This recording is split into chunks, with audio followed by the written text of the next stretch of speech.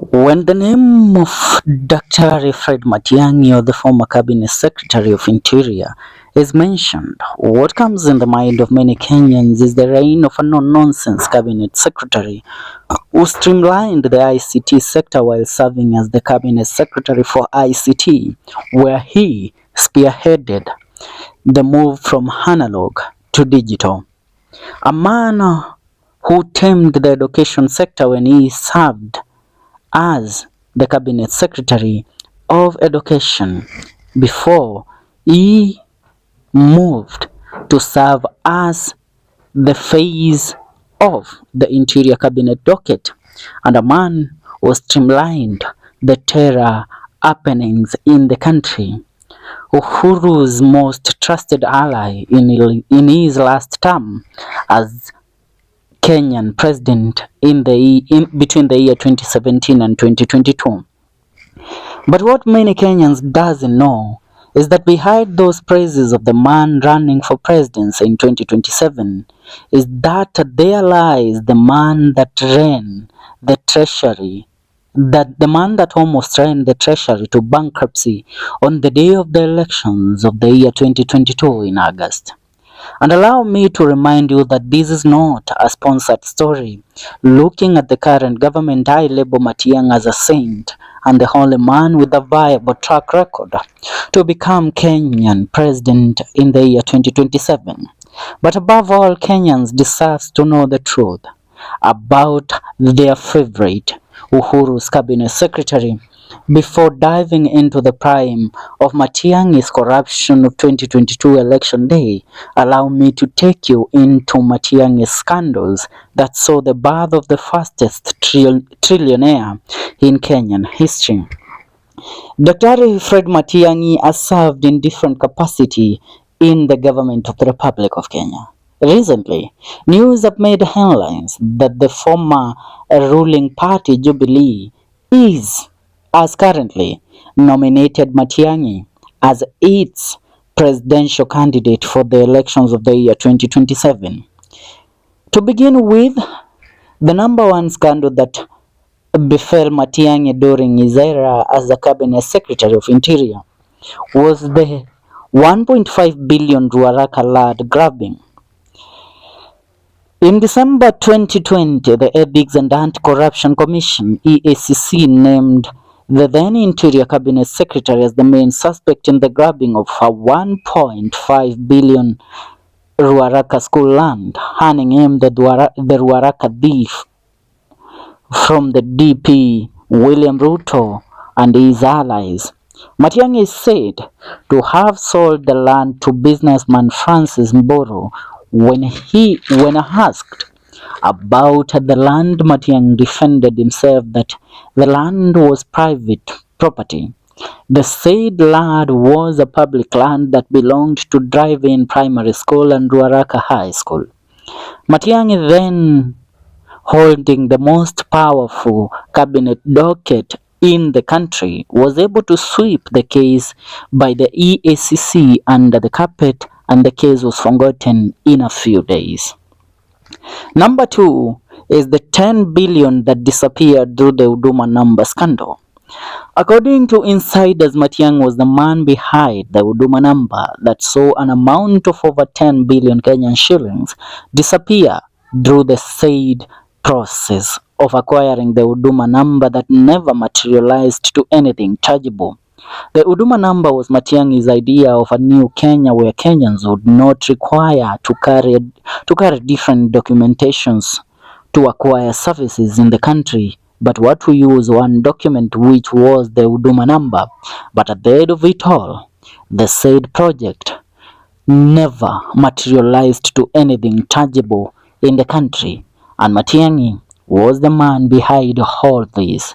Kenyans wonder, is this the right man that they will elect in office come the year 2027?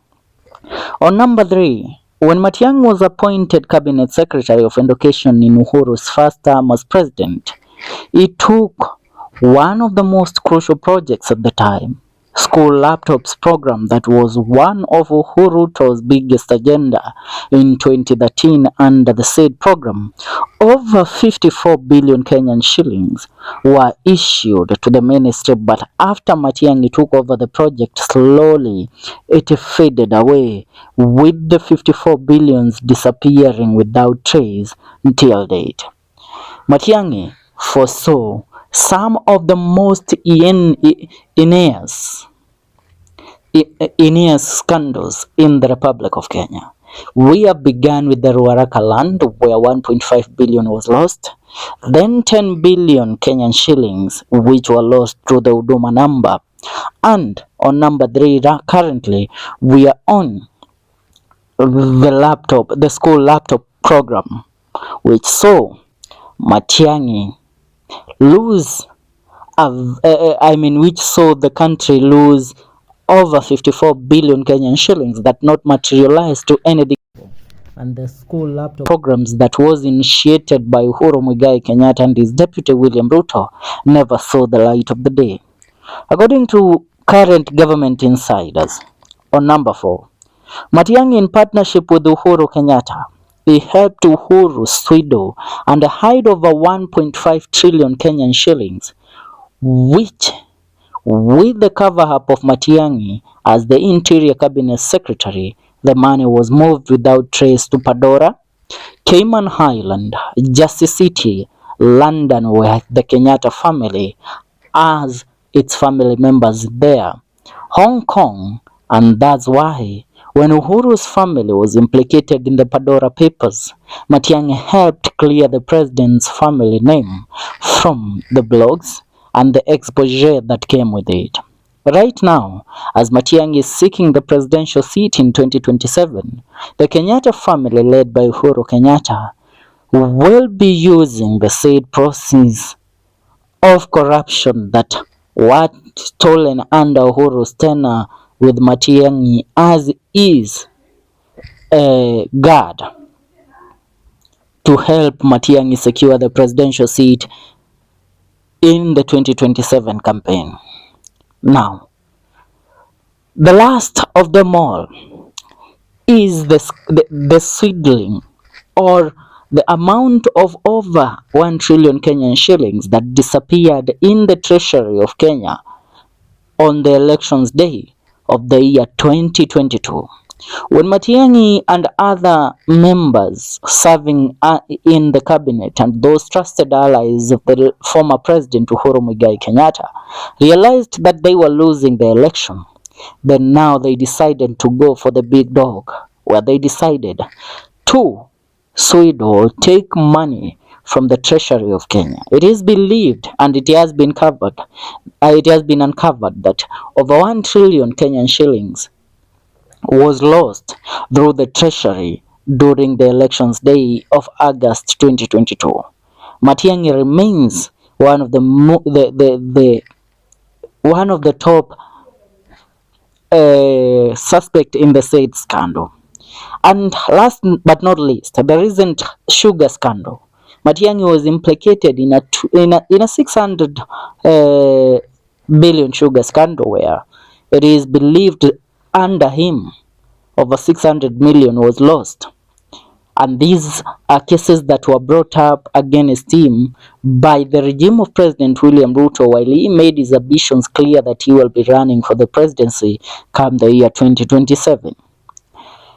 Now, looking at the history that we have shared and the major scandals that we have shared, which involved Matiangi getting away with billions and billions and even trillions of shillings from the Kenyan government under his reign as the Cabinet Secretary of Interior, what would you say? Leave a comment on the comment section. See you in our next video. This is the Kenyan Daily Report.